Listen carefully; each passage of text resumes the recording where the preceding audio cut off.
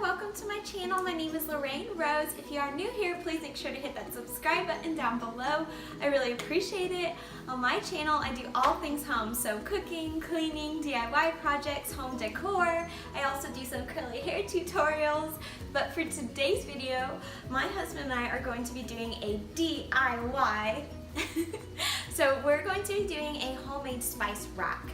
Let me just open this up for you so you can see. This is where I keep all of my spices. Okay, so this just is not working because when I go to get my spices, I have to like lift up every single spice until I get the spice that I want. So I asked my husband if he could build me a U-shaped shelf. That way I could have a lot of the spices stacked up top and I can just see them all a lot better. So that's what we're going to be doing today.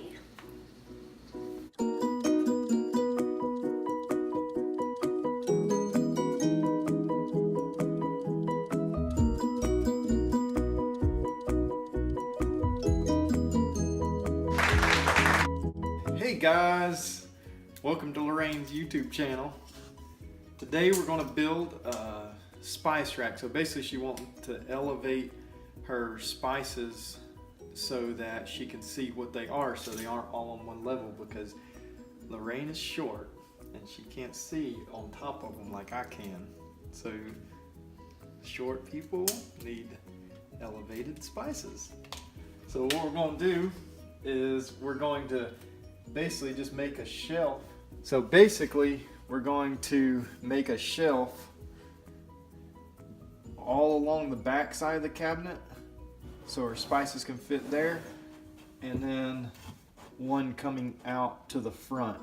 So it's just going to go down the side and across the back in L shape, and that way we can leave this side open for her to put her bigger spices, so it's not blocking the back side, because more than likely you'll probably have a shelf above also.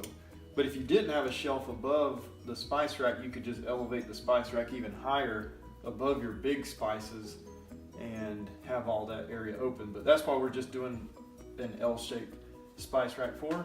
And so we're going to be using 1x4s to do this, but I'm going to rip them down some, and we'll show you once we get to the saw what we're going to rip them down to. So, like I said, we're going to use 1x4s, and if you watch the other videos that Lorraine posted, you'll see that we had leftover 1x4s from some of the projects that we did. So that's all we're doing. So on a 1x4, what I'm going to do to make these shelves is I'm going to just rip these boards in half. So a 1x4 is not a true by. All it is a 1.5 by 3.5 inch board. So if you have a table saw, you want to set it to inch and just a little bit below 3/4. So I'm going to go about 1 5/8 to cut this in half. So I'm going to set my saw just right around 1 5/8, maybe just a little bit over, but it doesn't matter. These boards don't have to be exactly the same size once they're cut in half, because you can put the longer, if it's a little bit wider on one side, you can put that one on the top and use your other one as a support board up underneath.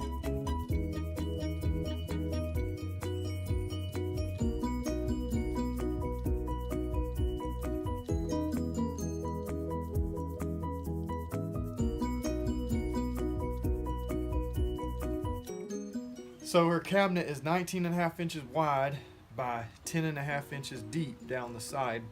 And so what you have to do is, since this is going to be my backboard, what you have to do is subtract the depth of this board away from the 10.5 inches. So this is 1 3/4. So that will make my sideboard 8 3/4 inches, because it's going to be butting up against this board.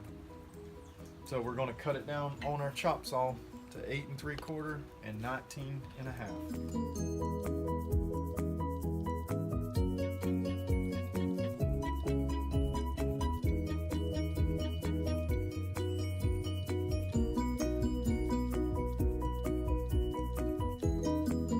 So now we're just going to give them a quick sand and make them look nice and smooth.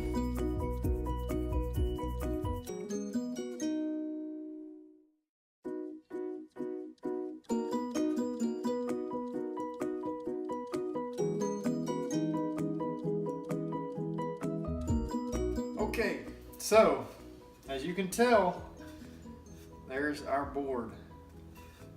L-shaped board. You see it? Do you believe it? Then it's got to be so. So what we did was we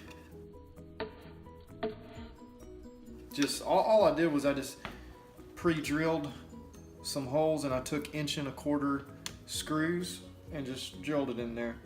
This is kind of a rough project. It's nothing nice. Nothing super nice, and she didn't want them painted or stained or anything. She's good with them looking just natural wood color inside there. And so anyway, all we're going to do is put it inside the cabinet just like that and measure it to the height that you want it inside the cabinet. And then just all you need is a couple screws in the bottom to hold it against the back of the cabinet. So that's what we're going to do next, is attach it to the cabinet. So this is the height spice that she wants up underneath the rack. Wanted rub, sweet heat barbecue rub. So what I'm going to do is I'm going to put it up underneath one side, make sure we got enough room, and then make me a mark on top so I know where to put it at. And then I'm going to bring it on the other side and do the same thing. Make a mark on the other side, and now we're loving it.